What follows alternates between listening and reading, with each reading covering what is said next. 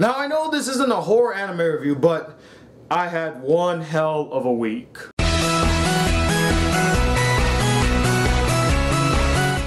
What up y'all, it's the Black Critic Guy, and today I'm here to review the anime F, A Tale of Memories. And I gotta say, I did enjoy a lot in this anime, and I do apologize in advance, my voice might be cracking a lot. I lost a lot of my voice when I went to Halloween Horror Nights last night, so keep that in mind. But anyway, let's get to the review. So the plot of F, A Tale of Memories is very simple. It follows these two parallel love stories, one following this high school manga artist by the name of Hiro and his blooming romance with this very eccentric girl by the name of Miyako, and the other one follows this aspiring novelist, he wants to be a writer one day, by the name of Renji, and his blooming romance with this girl who lost an eye in an accident named Chiharu. And like I said, it just follows their blooming romances and their daily lives. So I was recommended to watch this anime by one of my subscribers, Unpopular Opinions Inc. And like I mentioned before, I really did enjoy this anime. It had a lot to enjoy, though it kind of reminded me of other game-based animes, and it just came off as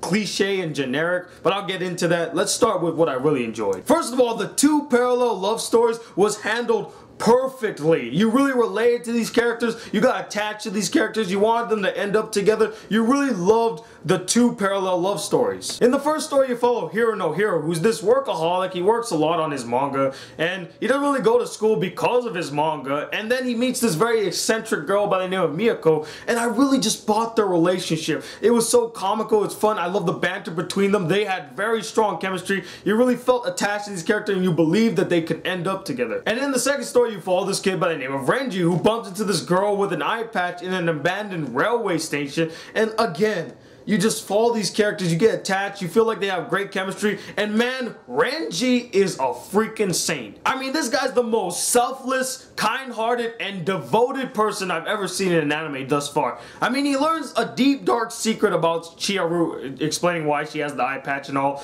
and even after learning about this secret, he still wanted to be with her regardless of it. He wanted to be there for her no matter what. And it was so powerful. I really related. This was actually my favorite couple in the anime. I really rooted for them. I wanted them to become a couple. I loved their chemistry. I loved everything about them. And the one thing about these parallel love stories is that they stay parallel. They never meet each other. There's never a moment in the anime where the two love stories converge at one point and they meet each other. No, they stay parallel throughout the entire anime. And I really liked that. It was their own isolated stories. Even though deep down I kind of would like to see, like, have Hiro bump into Renji and then they talk about their love problems. That would have been interesting, but for me, I really enjoyed the fact that they stayed parallel. Though some characters will mention other characters in the other story, but they never meet them, so there's that. But the one character that I really related to is this character by the name of Kyosuke, who's this aspiring filmmaker who quit the film research club because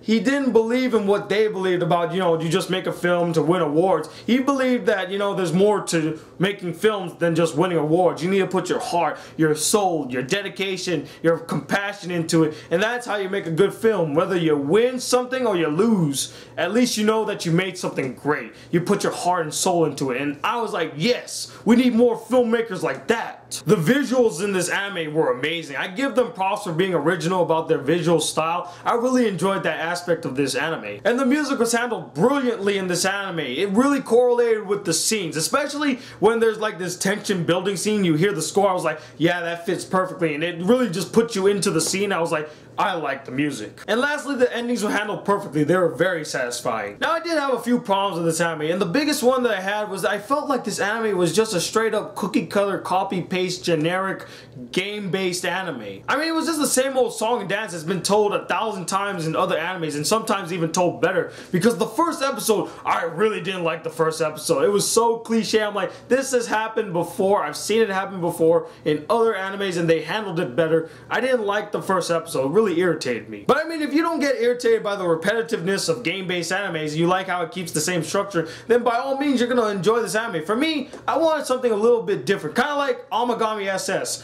That was extremely different because it told 6 different stories in the span of 24 episodes, and each of them were different in their own way, and I really wanted like something like that. I mean, not like have different stories, but like handle it in a different way. For me, it just hit the same beats over and over again. Also, there were a lot of side characters that were like pushed to the side, but I mean, you kind of expect that in anime like this. It's mostly focused more on the love story than it is on the side characters, so I understand that. Speaking of those side characters, there was this one side character that I was really interested to know. I don't even know what her name is. She's just like this girl that gives helpful advice to all of the characters. In fact, I think she's the one character that links all of the stories together because she's in all of the stories. So I'm like, who is she? Is she a guardian angel? She the voice of reason? What is she? They never really explain who she is or what she was. I really would like to understand more of that. But overall, although A Tale of Memories did follow a lot of the cliches of game-based animes, I still felt like this anime had two well-told love stories that were compassionate, believable. You really got attached to these characters and you wanted them to succeed. You wanted them to fall in love and end up together.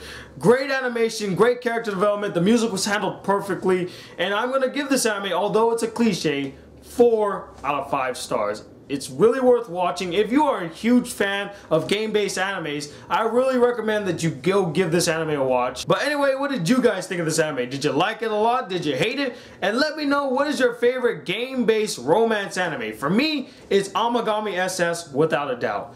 Comment below and let me know. Also, stay tuned this Thursday for the final cut where we be discussing horror films. So stay tuned for that. But anyway, I'm the Black Critic Guy, bridging the gap between movies and anime reviews. Till then, peace, YouTube.